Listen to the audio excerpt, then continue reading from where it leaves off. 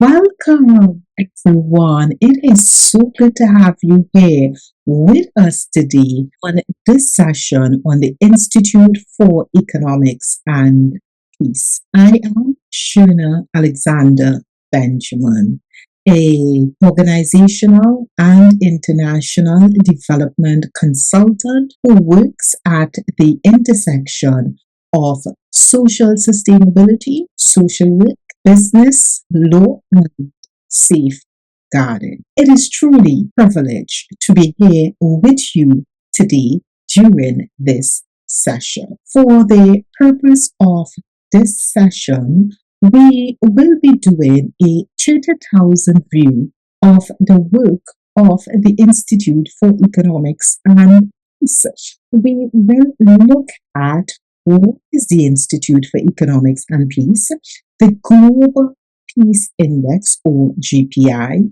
the Global Terrorism Index or GTI, the Ecological Threat Report or ETR, positive peace is and how it can be used. I am also a member of the 2024 Institute for Economics and Peace cohort for their Ambassador Program. We would like to provide some guidelines on engagement during this session. We would like to ask you to keep your audio off and to share your questions, your request for clarification, and just your appreciation of this session in the chat. As I go through the presentation, I will definitely be asking some questions. You can share your responses to those questions in the chat. All of this is done so that we can have a smooth flowing session as you look at this presentation. You will be able to understand ways that you can utilize the framework of IEP in the work that you are doing, whether you are an actor within the state environment, non-profit, religious environment, community-based environment, or even within your home. Let's dive right into the presentation. The Institute for Economics and Peace, IEP, is an independent, non-partisan, non-profit think tank dedicated to shifting the world's focus to peace as a positive, achievable, and tangible measure of human well-being and progress. In the age of information, the value of sound, independent, evidence-based research is ever increasing. IEP's data-driven research provides policymakers, researchers, the media, and the interested public with reliable insight and analysis. Pictured are three of IEP's reports that we'll be discussing in further detail today. These reports allow us to understand a snapshot of global challenges. This map gives a snapshot of the global state of peace. Red indicates a very low level of peace, whereas dark green indicates a very high level of peace. Can you see your country here? Now, you can type in the chat if you see your country on this map. Yes, we're seeing some comments saying persons see their country, the United States, certain areas in Latin America and the Caribbean, certain countries in Africa. And that is so wonderful that you are able to see your country and look at this map and see a snapshot of where your countries lie when we speak about state of peace. The 2023 reports found that the average level of global peacefulness deteriorated. It deteriorated 0.42%. This is the 13th deterioration in peacefulness in the last 15 years. I would like to engage you by asking a question. Can you identify which country in the world is the most peaceful? Now, you can drop your response in the comments section. Which country in the world is the most peaceful? Some persons are saying Sweden, some persons are saying countries in Europe. Yeah, and what are some of those specific countries in Europe? Some is saying countries in the Caribbean, like Belize, Bahamas, Barbados, Grenada. Okay, some persons are saying the United States of America, Canada. Some said Sweden. Someone says Kenya. Thank you so much for dropping those comments in the chat area based on this question. Which country do you believe is the most peaceful in the world? Now, let's see what the data says. Now, before we go to the data on that, just to identify which countries are the most peaceful, we also see here that there were improvements were driven by changes in terrorism, impact, political terror, scale, military expenditure. And deteriorations primarily were driven by changes in external conflicts fought, political instability, and deaths from internal conflict. Now, let's look here at the 10 most peaceful countries. The data coming out from the report shows that Iceland remains the most peaceful country in the world, a position it has held since 2008. It is joined at the top of the index by Denmark, Ireland, New Zealand, and Austria. Just take this in for a moment, and based on where you are at, you may be now asking the question, why is it that my country is not listed on this top 10 list of the most peaceful countries in the world? And as we proceed with this presentation, you may get some ideas on how you can work within your region, district, or community, including your family, to promote positive peace. I would like to ask another question. Which countries in the world is the least peaceful? You can share your thoughts in the comment section as we proceed, and we will get to that listing of the least peaceful countries in the world subsequently.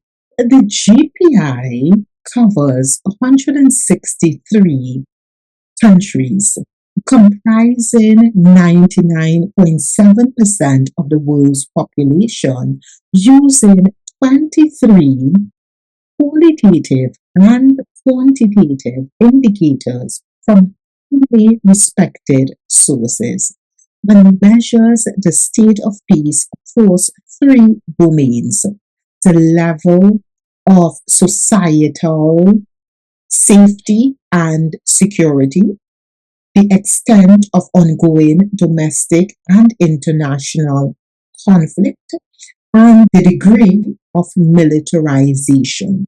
The measures of ongoing domestic and international conflict includes the intensity of organized and internal conflicts, relations with neighboring countries, number of deaths from conflict. When we look at the measures of societal safety and security, these include things like number of refugees and IDPs, internally displaced persons, impact of terrorism, homicide and incarceration rates, and measures of militarization, which include things like military expenditure, number of armed service personnel, ease of access to small weapons. This is the 17th edition and it covers 99.7% of the world's population. Now let's identify what the data says about the least peaceful countries in the world. And some of you provided some responses to that question in the chat, and I would look at what was submitted.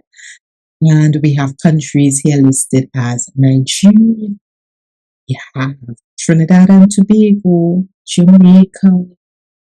Some persons are saying the United States of America. Some persons are saying Libya, Israel, Palestine. Someone says China. But let's see what the data says about this. Here we go. The 10 least peaceful countries in the world. So we see here that Afghanistan is the least peaceful country in the world for the 8th consecutive year, followed by Yemen, Syria, South Sudan, and the Democratic Republic of the Congo. All these countries in both groups, other than Ireland, have always been ranked amongst the 10 most peaceful or least peaceful countries, highlighting the stickiness of peacefulness at both ends of the index. This map shows the global impact of terrorism, with dark red indicating a very high impact to green, which indicates impact. Now let's delve into this a bit further. The highlights from the 2023 report shows that no improvement in terrorism in the last 3 years. Number of countries recording terrorism deaths unchanged, range from 43 in 2020 to 42 in 2022. 25 countries improved compared to 24 that deteriorated in 2022. Sub-Saharan Africa recorded the largest increase in deaths and it rose by 8%. The Sahel, the epicenter of terrorism, shows that 43% of global terrorism deaths occur in this region, and deaths in MENA countries decline down to 32% to 791 deaths in 2022. Now, the Ecological Threat Report looks at the threat of food and water insecurity, natural hazards, and rapid population growth against the levels of resilience around the world. 6 of the 10 countries most impacted by terrorism are also amongst the 25 countries with the worst ecological threats and lowest resilience in the 2022 Ecological Threat Report, highlighting interdependency between ecological degradation and conflict. IEP's research takes a multifaceted, multidimensional approach by analyzing risk at the national, administrative, district, and city level, while also assessing these entities by ecological threats, societal resistance, and levels of peace. Additionally, the research provides projections to 2050 to assist the international community in prioritizing its focus. IEP has identified the countries administrative districts and cities most at risk, which are featured here on the map in red. The green sections on the map show areas with a very low threat score. 6 of the 10 countries most impacted by terrorism are also amongst the 25 countries with the worst ecological threats and lowest resilience in the 2022 Ecological Threat Report, highlighting interdependency between ecological degradation and conflict. Of the 830 million people facing food insecurity globally, 58% live in the 20 countries most affected by terrorism. So the Ecological Threat Report shows the ecological threats, violence, and conflict are closely associated, forming vicious cycles of violence. The world's 14 least peaceful countries will increase their population by 1.3 billion by 2050, representing 49% of the world's population. They also have the worst ecological threats. 750 million suffering from undernourishment and will only get worse. It also shows that countries with high societal resilience are likely to meet their ecological challenges. So, resilience at a risk. Recurring, compounding, or high impact threats have the potential to disrupt or break down a country's level of resilience.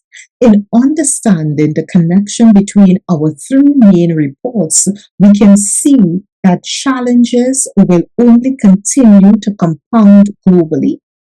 Conflict, violence, including terrorism and ecological threats such as food and water insecurity, all impact one another.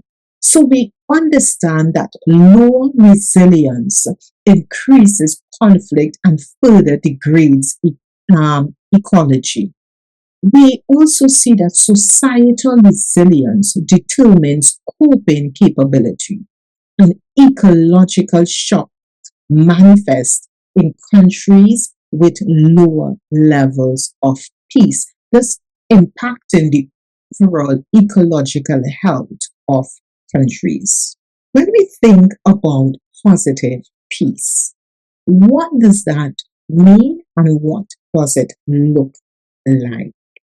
And what can we do to turn the tide and build resilience to such complex challenges? P has used data to create a transformational concept called positive peace. Negative peace is defined by IEP as the absence of violence or the absence of the fear of violence. This is what is measured and analyzed in the Global Peace Index. Positive peace, on the other hand, is the attitudes, institutions, and structures that create and sustain peaceful societies. A parallel can be drawn with medical science. The study of pathology has led to numerous breakthroughs in our understanding of how to treat and cure disease. However, it was only when medical science turned its focus to the study of healthy human beings that we understood what was needed to stay healthy. Physical exercise, a good mental disposition, a balanced diet, and a sense of purpose. These are some of the things needed to stay healthy. This could only be learned by studying what was working. In the same way, the study of conflict is different from the study of peace, producing very different insights. Understanding what creates sustainable peace cannot be found in the study of violence alone. Now, positive peace describes an optimal environment under which human potential can flourish. Humanity is nearing a tipping point when facing challenges unparalleled in its short history. Positive peace provides a framework to understand and address the many complex challenges facing humanity. Pictured here is what IEP calls the Positive Peace Framework, or the 8 pillars of positive peace. The Positive Peace Framework is made up by a system of 8 interrelated, interdependent pillars: well functioning government, equitable distribution of resources, free flow of information, good relations with neighbors, high levels of human capital, acceptance of the rights of others, low levels of corruption, and a sound business environment. Understanding positive peace requires grasping systems thinking, a way of looking at how different parts work together for a purpose. Systems thinking originated from studying living things and expanded to understanding societies and countries. It emphasizes that a system is more than just the sum of its parts and helps explain societal change. Positive peace, a complex concept with 8 pillars, is better understood when viewed as a whole rather than focusing on its individual components. Here we see a snapshot of the global levels of positive peace, with the darker blue indicating higher levels. When viewed in the light of the Global Peace Index, which shows negative peace, low levels of positive peace can be understood as a predictor of future substantial falls in peace many years in advance, thereby giving the international community forewarnings and time to act. Globally, positive peace has strengthened over the past decade, with the PPI score improving by more than 2% since 2009. Improvements in positive peace happen gradually due to the system-wide nature of change. A total of 125 countries, or 77% of the 163 nations assessed in the PPI, improved their scores over the past decade. IEP's data shows that high levels of positive peace conceptually and empirically lead to stronger resilience and adaptability, better environmental outcomes, higher measures of well-being, better performance on development goals, higher per capita income, better business environment. While economic and technological developments improve the structure's domain, a worsening in the attitudes of populations around the world has continued to fall in this area.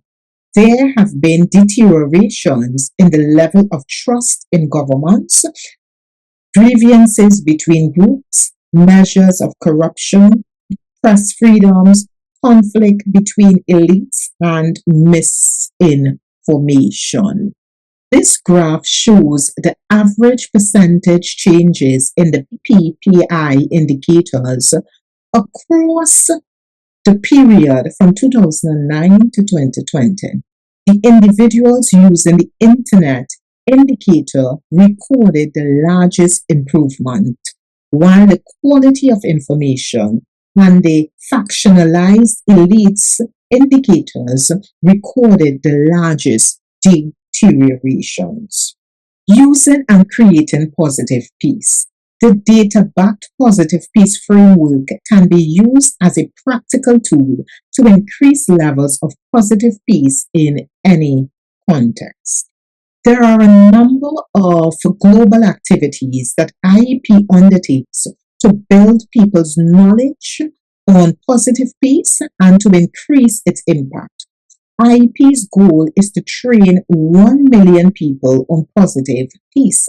They offer in person and online training for communities, groups, organizations, institutions, and governments that use the positive peace framework as a tool for policy development, project design, increasing dialogue, and through a trainer the trainer model.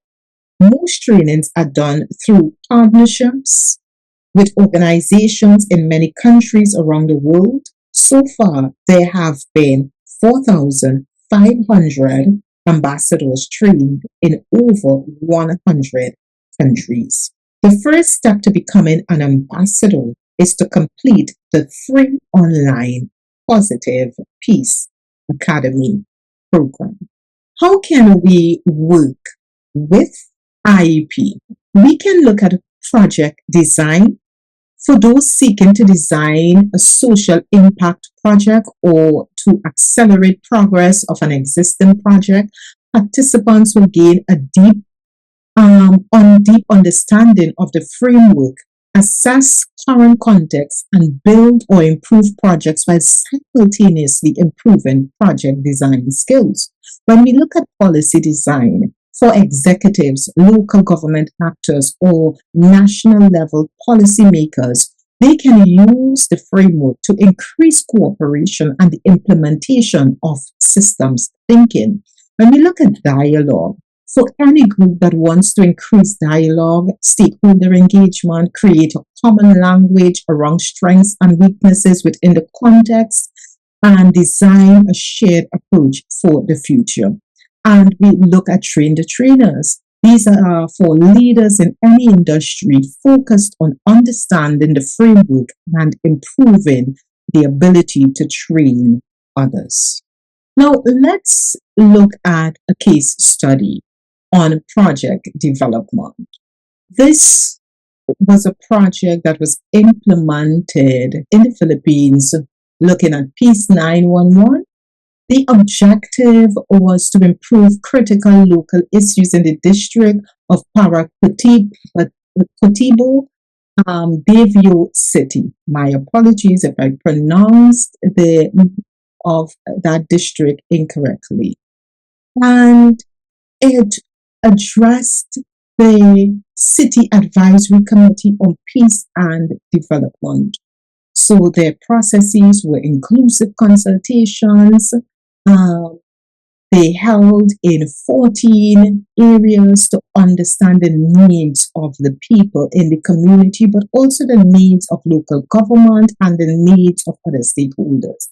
They went on to identifying the needs, which were, some of it were like the fear of violence and hunger, two main challenges. They went on to designing systemic solutions using the positive peace framework. They continued consultations, education, and leadership development for sustainability. So, what were some of their outcomes?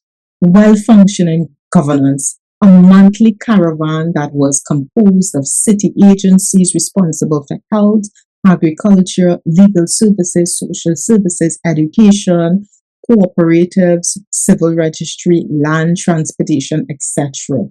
These city agencies worked actively with the local officials to provide for the people. High levels of human capital and strong business environment was another outcome. Training and setting up businesses in container gardening. Women grouped together to sell rice in their neighborhood, starting in the barangays, where women had to walk a great distance to buy the staple at prices higher than usual. There was a free flow of information a hotline that anybody could call for assistance or request information was also open. Slowly, calls on the hotline were coming in from rebels. Eventually, 92 men and women surrendered, many bringing their firearms with them. And longevity was another outcome. Each barangay formed a barangay Peace 911 as the decision-making body for local peace concerns. Let's look at another case study. This one and this project was implemented in Uganda by Jude Kukuba. In Uganda, the objectives were to improve student conditions, enrollment rates, and academic performance. The outputs, high levels of human capital, training community members in vocational skills, they had low levels of corruption, labeling and monitoring school materials and resources, shared responsibility, students, parents, teachers, equitable distribution of resources, so implementing lunch at school, the porridge program, and planting fruit trees, shared learning aids, the acceptance of the rights of others, which led to the distribution of female hygiene products, reduced the absenteeism among girls, and a free flow of information. So partnering with a local radio station Soga 90.6 FM to update community members each stage of the project. What were some of the outcomes? We had pupil enrollment increase and the pupil performance. Look at it before the project. Grades 1 and 2, 30%, lower grades, 70%.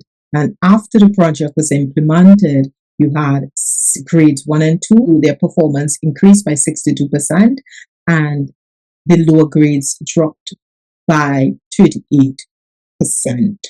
Now, if I could just simply go back to this slide that looked at the implementation of a lunch at school program.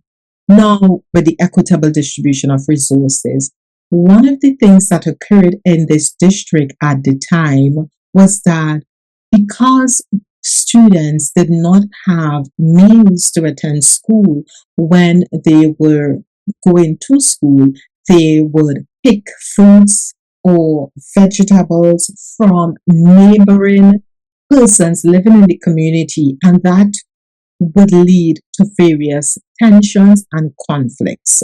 And to address that, what was done when this project was implemented is implementing the lunch at school program. So I just wanted to highlight that when we speak about equitable distribution of resources, many times persons only look at the state not distributing resources equitably.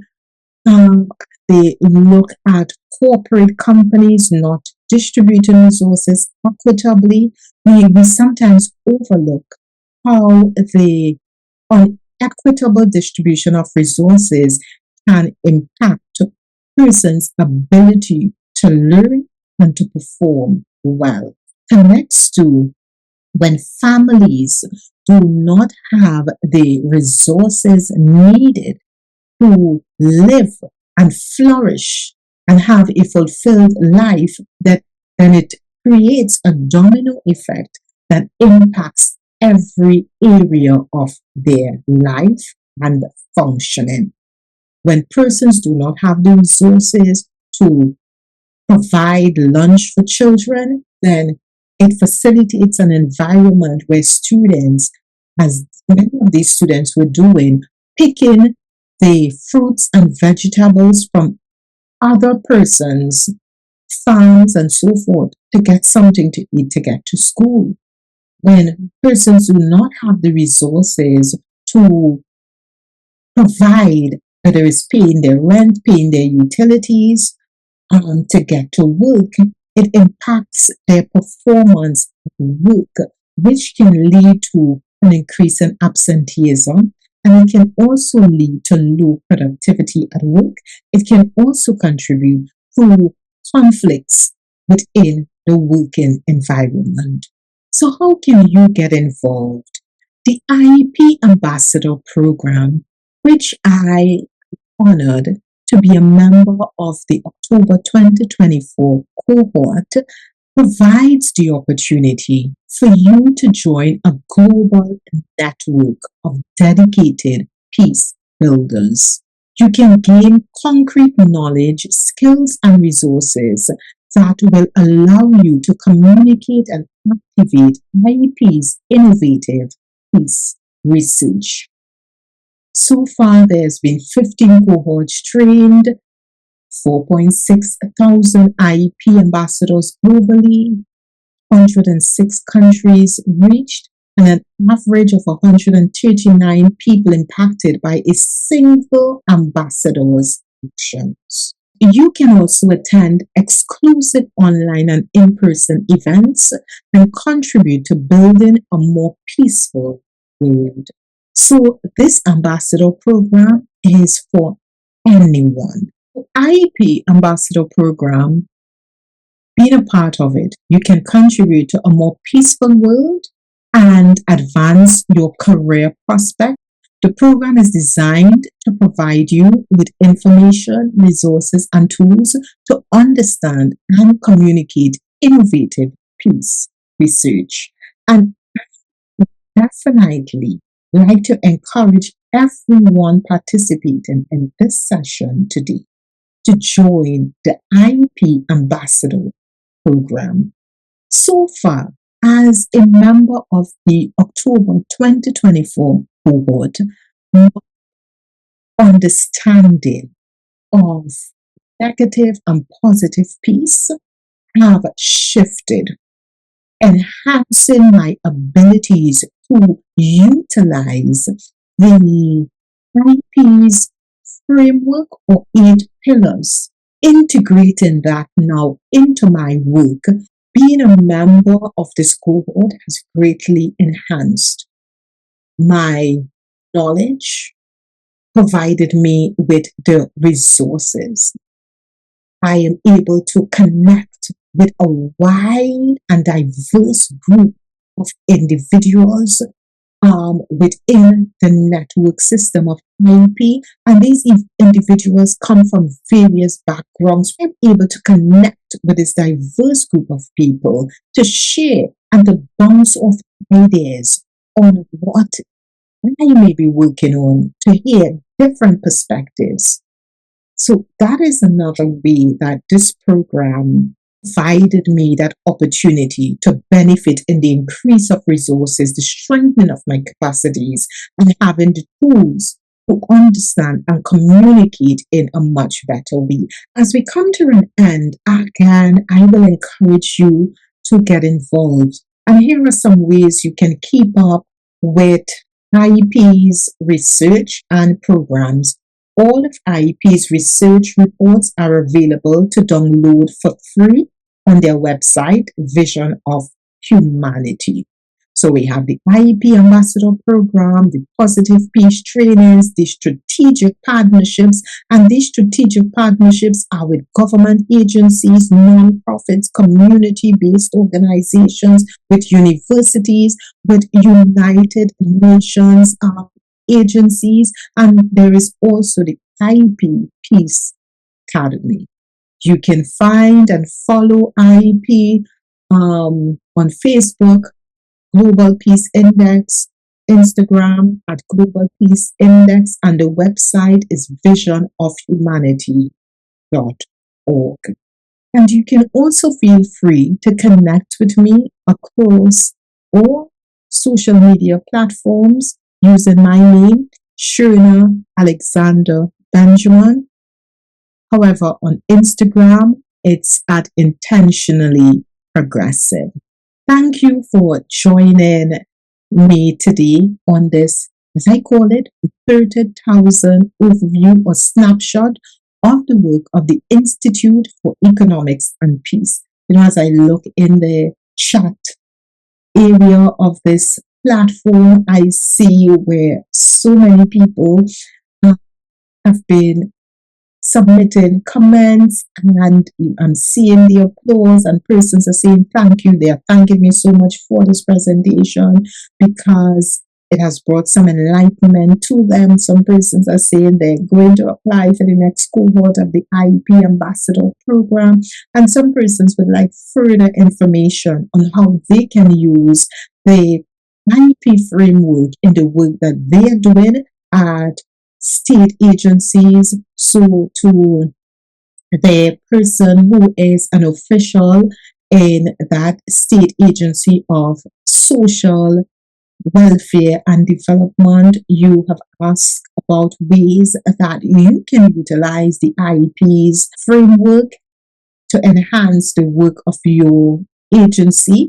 And my contact information is in the chat, so you can connect with me via email and we can discuss this further. For others who are asking questions about how they can utilize the framework in their nonprofit sectors, the contact information for me is also in the chat area, so you can reach out to me.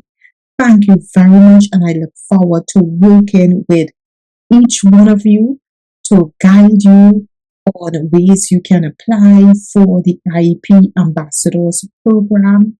And know that peace does not only mean the absence of war or the absence of internal conflict, but peace is a process. And to identify if citizens feel fearful and the levels of violence within our countries, we must have indicators in place. And the IEP provides us with some indicators that we can integrate in what existing indicators that we may be using at the government, at the corporate. It is also critical for for-profit companies to get involved in the work of economics and peace. When you have a society, a district, a city where there is a high level of violence and insecurity, this impacts business operations, it impacts business investment, and it impacts the sustainability and the resiliency of businesses. So this is not something where corporations and CEOs and founders of organizations can say, this is not my business. This is all our business, and all of us need to be involved in creating and co-constructing societies that facilitate non-violence and rise to peacefulness. But we must have those indicators that we are able to measure